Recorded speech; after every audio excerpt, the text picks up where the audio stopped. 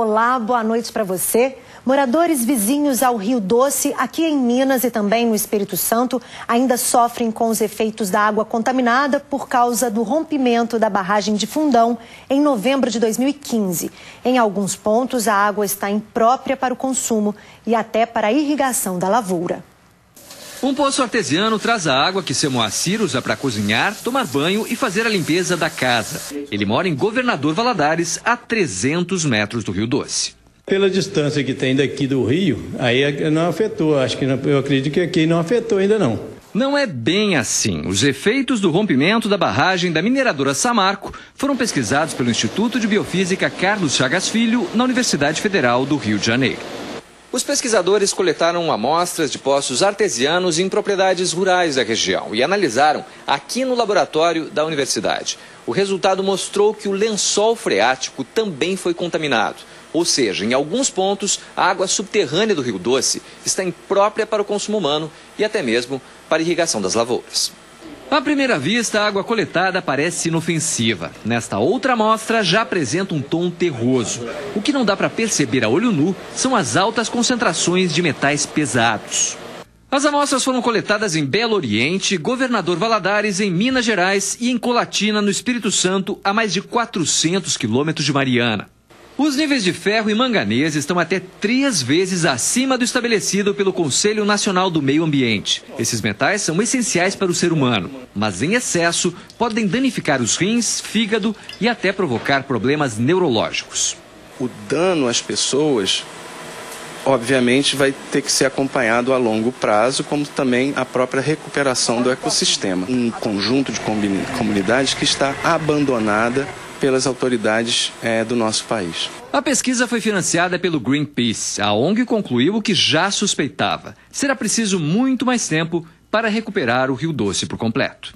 Já que você tem rejeitos de lama, então essa recuperação não vai ser como uma restauração florestal comum que você está acostumado a ver em outros lugares. Esperamos que 10, 20 anos seja suficiente. E já que estamos falando da avalanche de lama da mineradora Samarco, a catástrofe teve impacto na vida das famílias que dependem do Rio Doce para se sustentar. É o caso das populações ribeirinhas, dos pescadores e, consequentemente, dos donos de peixarias. Agora, na quaresma, época em que o consumo de pescados aumenta, a situação se inverte totalmente em Governador Valadares. O consumidor está muito desconfiado. Ainda com o ocorrido do Rio Doce, eles passam, olham o pescado, perguntam de onde ele foi pescado. Peixe de água doce, que é um peixe de uma boa aceitação, nós pegamos ele lá em Manaus ou em Belém, porque lá tem grandes rios de água doce e tem grandes quantidades de peixes. A incerteza em relação à qualidade do pescado fez com que muitos deixassem de consumir peixe por longos períodos, pensando em proteger a saúde. Cismado, né? Porque, na verdade, o peixe a gente não sabe de onde vem. Tô morrendo de medo. Mas por quê? É porque eu não sei de onde tá vindo. A gente gosta muito, né? Mas pelo que aconteceu aí com o nosso rio, né? E a gente tem um pouco mais de receio, assim. Prefere não comprar o peixe, não consumir o peixe. Desde novembro do ano passado, a pesca no Rio Doce e afluentes está proibida. A decisão saiu depois de uma portaria do Instituto Estadual de Florestas. O objetivo é recuperar a fauna dos rios atingidos pelo mar de lama, provocado pelo rompimento da barragem de Fundão, em Mariana. A lama invadiu toda a bacia do Rio Doce. Uma das cenas mais tristes da tragédia foi ver todas as espécies de peixe do rio morrerem. Desde então, muitos pescadores precisaram aprender a lidar com um rio que não se pode pescar. A proibição afeta diretamente a rotina de muitos. Alguns acabam buscando renda em outros trabalhos, e os que têm condições vão para cidades em que a pesca pode ser feita. Ou busca peixe de fora, ou busca a própria pesca em outros estados ou outros rios, aqueles que têm condições. Os que não têm condições ficam estabilizados aqui, fazendo como se fosse um freelance. Ainda não tem uma previsão de quando a pesca será liberada no Rio Doce. Até lá, quem dependia da pesca vai precisar mudar a rotina e ter o rio apenas como uma paisagem.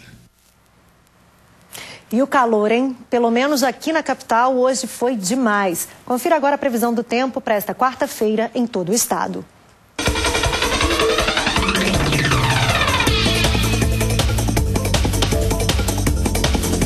Céu nublado e com possibilidade de pancadas de chuva no Triângulo, Oeste, Sul, Campo das Vertentes e Zona da Mata. Nas outras regiões, o tempo fica parcialmente nublado. Na capital, mínima de 18 e máxima de 29 graus. Em Ouro Preto, os termômetros vão de 18 a 28.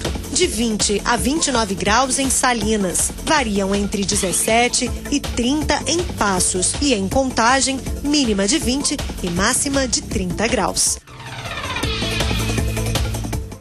O transporte de drogas, por muitas vezes, desafia a polícia. Para driblar a fiscalização, os criminosos fazem de tudo, mas às vezes não dá certo. Márcio de Oliveira, de 38 anos, já tem passagem por tráfico e seria o motorista de uma quadrilha que trazia drogas de São Paulo. Segundo a polícia, após um mês de investigação, o homem foi interceptado na BR-381 em Itatiaiuçu. A captiva preta que ele dirigia tem um compartimento debaixo do banco traseiro e outro no painel, acionados eletronicamente. Os esconderijos foram descobertos com a ajuda de um cão farejador. Ainda de acordo com a polícia, o carro está em nome de Wilson Francisco das Rosas, de 52 anos, preso 2 dias antes de Márcio em uma abordagem da Polícia Rodoviária Federal em Florestal, na BR-262. O homem também estava transportando maconha no compartimento no painel de um outro veículo. No carro de Márcio, a polícia encontrou 64 tabletes de crack e 12 de cocaína, que seriam distribuídos em bairros como São Gabriel e Goiânia, na capital. O autor dele confessa realmente que ele estava trabalhando nessa função, que a função dele seria realmente pegar a droga, fazer o transporte e entregar para um traficante em Belo Horizonte. Não revelou como foram as circunstâncias nem qual seria o valor percebido por ele. A gente sempre fala aqui sobre a situação carcerária no estado, como a superlotação, por exemplo. Mas veja agora esse caso. Depois de ficar detido por 45 dias, além do tempo estimulado, um homem acionou a justiça e pediu indenização por danos morais. Ele havia sido preso por ameaça e deve ser indenizado pelo estado em R$5 mil. A decisão do Tribunal de Justiça manteve a sentença da Vara Única de Monte Alegre de Minas, no Triângulo Mineiro, onde o caso ocorreu. De acordo com o TJ, consta que o homem foi condenado a 2 meses de detenção e cumpriu integralmente a pena. O alvará de soltura foi expedido em 1º de março de 2013 e recebido por carta precatória no mesmo dia, na comarca de Ituiutaba. Mas a ordem só foi acatada em 24 de abril do mesmo ano. O Estado alegou não ter obrigação de indenizar, já que o erro foi causado por terceiros. No entanto, a Justiça considerou que ele responde pela conduta dos seus agentes. Um arrastão assustou os frequentadores do Mirante da Caixa d'Água, que fica no bairro Mangabeiras, em Belo Horizonte. O crime foi nessa madrugada. Durante a fuga, os bandidos tentaram se esconder, sabe onde? Na casa de um policial militar. Segundo a polícia, um grupo formado por 8 homens armados com revólveres e facões renderam as vítimas. A polícia foi acionada e encontrou com os criminosos já em fuga, num carro e numa moto roubados. A viatura já estava no bairro, iniciou uma perseguição em pessoas que tomaram o veículo de assalto, os autores tomaram o veículo de assalto e houve troca de tiro. Não acertou ninguém e os autores foram em direção a Acabamundo e abandonaram o veículo. Na fuga, os bandidos tentaram se esconder numa casa, mas não conseguiram. Tentaram entrar na casa de um policial e esse policial fez o uso da força lá e conseguiu não deixar, e os indivíduos conseguiram invadir para o Acabamundo também. O local é ermo e com uma área grande de mata. A polícia acredita que os criminosos fugiram por essa trilha, na direção da Vila Acabamundo. Falta a parte do poder público também, em relação principalmente à iluminação, essa parte de estrutura mesmo, que não é reconhecido como mirante, igual o mirante ao lado do palácio, com controle de acesso das pessoas que entram e frequentam o local. É aconselhável realmente que não é um local para ser bem frequentado. Em relação à iluminação, a Superintendência de Desenvolvimento da capital informou que vai enviar uma equipe ao Mirante para vistoriar o local e tomar as providências necessárias. Até agora, ninguém foi preso. Em Varginha, um homem está sendo procurado por assaltar o comércio da cidade. 2 lojas foram alvo do suspeito. O criminoso agiu sozinho. Primeiro ele entrou neste depósito de gás na Avenida Leocrácio Paulino da Silva e rendeu uma mulher que estava no caixa. A vítima não quis gravar a entrevista, mas disse que o suspeito estava muito nervoso e ameaçou atirar caso ela não entregasse o dinheiro e 2 celulares. O homem fugiu com cerca de R$200 e os 2 aparelhos. Não satisfeito, o criminoso saiu do depósito de gás que fica logo ali na frente, andou aproximadamente 50 metros e veio roubar este supermercado. Aqui ele agiu da mesma forma, rendeu a mulher que estava no caixa, roubou todo o dinheiro da gaveta e o celular dela e fugiu como se nada tivesse acontecido. Essas imagens mostram parte da ação do assaltante. Ele está de capuz, com um pano cobrindo o rosto e de chinelos. Ao perceber que o criminoso está armado, a vítima entrega tudo para ele. O suspeito foi identificado por meio das imagens do circuito de segurança e a polícia veio até a casa dele no bairro São Geraldo. Ao avistar a polícia, o criminoso conseguiu fugir. O supermercado já havia sido roubado na última sexta-feira. De acordo com a polícia, pelo mesmo suspeito. O circuito de segurança também registrou o roubo. O ladrão chega armado e de capacete. Ele mesmo pega o dinheiro da gaveta, cerca de R$1.000, e foge em seguida. Foi bem ousado cometer 2 crimes logo em sequência, né? Prática que não é comum, principalmente na cidade de Varginha. O suspeito ainda não foi localizado. Ele já é conhecido no meio policial, já possui passagem por furto, já tem várias passagens já. Quase 200 crianças ficaram sem aula hoje cedo na UMEI do bairro Santa Maria, região oeste de Belo Horizonte. O local foi invadido e furtado durante a madrugada pela 2ª vez neste ano. Pais de alunos dessa unidade municipal de educação infantil, que fica no bairro Santa Maria, em Belo Horizonte, tiveram que voltar para casa com as crianças na manhã dessa terça-feira. O problema é que o local foi invadido de madrugada. A gente entrou, abriu a porta já da área de serviço.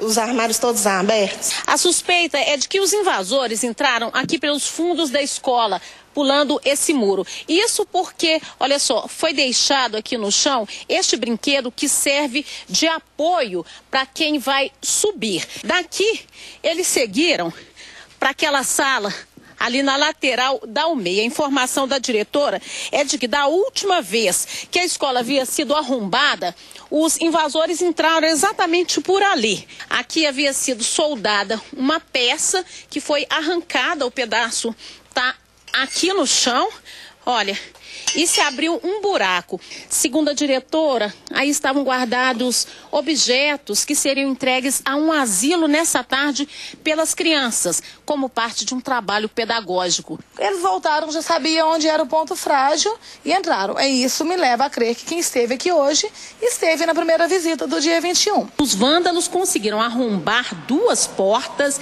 e quebraram essas portas no meio para ter acesso à secretaria. Essa é a área onde fica o material da direção. Os armários da cozinha também foram arrombados. E o mais triste foi ver crianças de 3 anos querendo entrar para a escola e nós não pudemos deixá-las entrar. Já se sabe o que eles levaram, isso vai prejudicar o atendimento às crianças? A princípio, um aparelho de som que estava no pátio interno e um bebedouro. Esse fato foi ocorrido durante a madrugada. Nós da patrulha escolar, nós trabalhamos somente durante o dia, mas durante a noite nós temos as nossas viaturas, tanto as viaturas da 10ª Companhia, da 126 e do Tático Móvel, que fazem o patrulhamento do nosso batalhão. Pode ser que seja uma pessoa conhecida, né, que já conhece a escola. Como que uma escola vai ficar sem vigia? Quando tinha vigia, nunca foi assaltado. A gente fica com o coração apertado, né?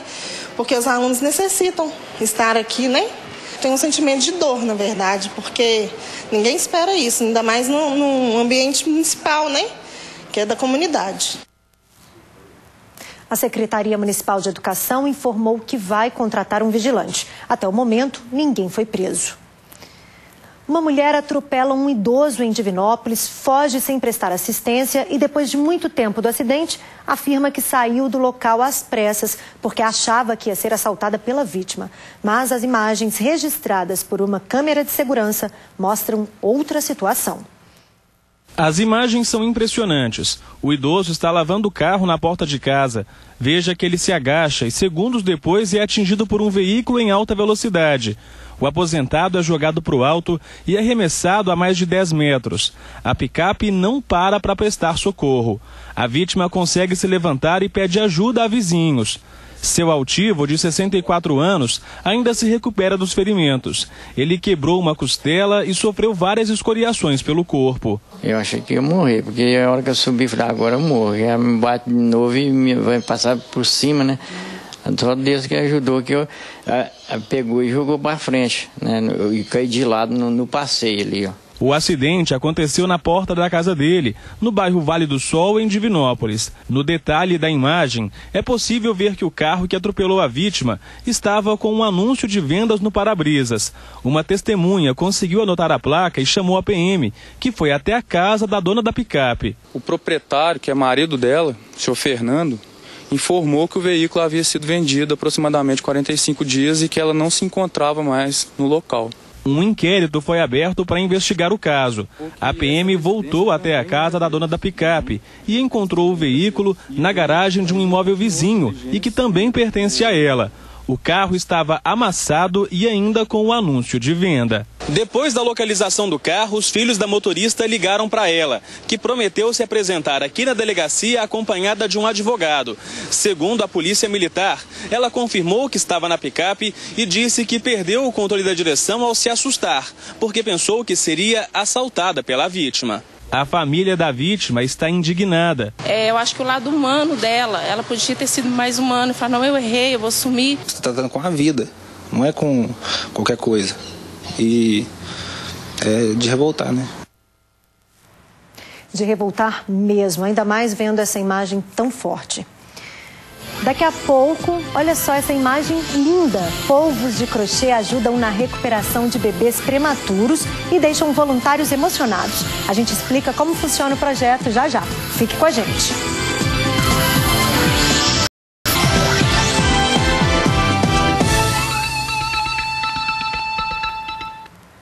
A Prefeitura de Belo Horizonte atingiu o índice de 81% de imunização contra a febre amarela. Foram vacinadas em 2017 668 mil pessoas.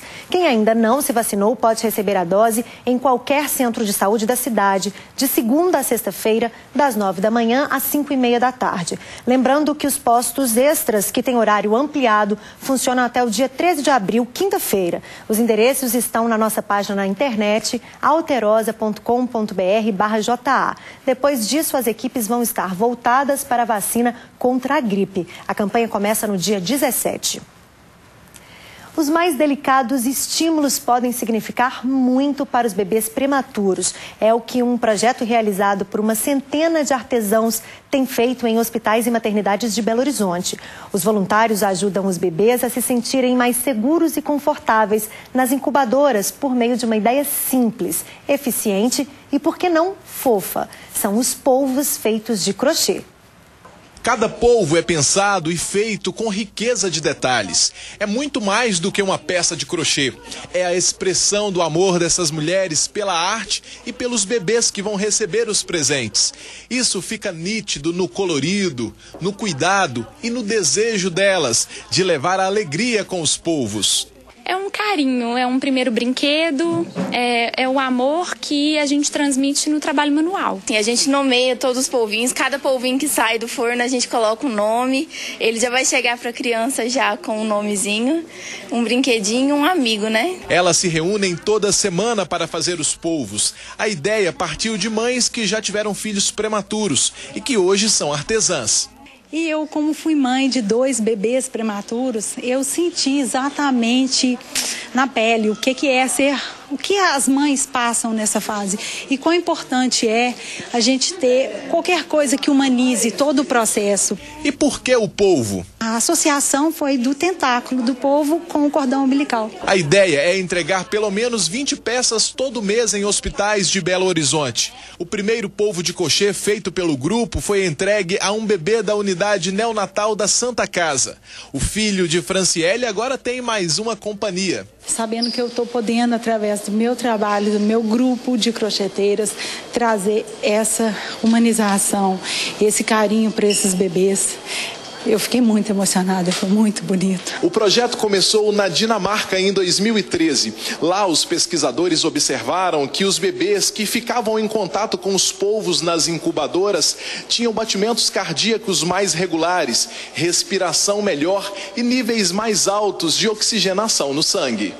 No momento que a gente coloca esse polvinho com esse bebê, você contribui para a organização dele, contribui para o sono desse bebê, contribui para que o padrão respiratório desse bebê também normalize. Por ele ser um bebê prematuro, ele é espertinho, bem espertinho. E com o polvinho, eu sei que vai ajudar muito na monitorização dele, nos movimentos. E eu fiquei muito feliz, muito grata.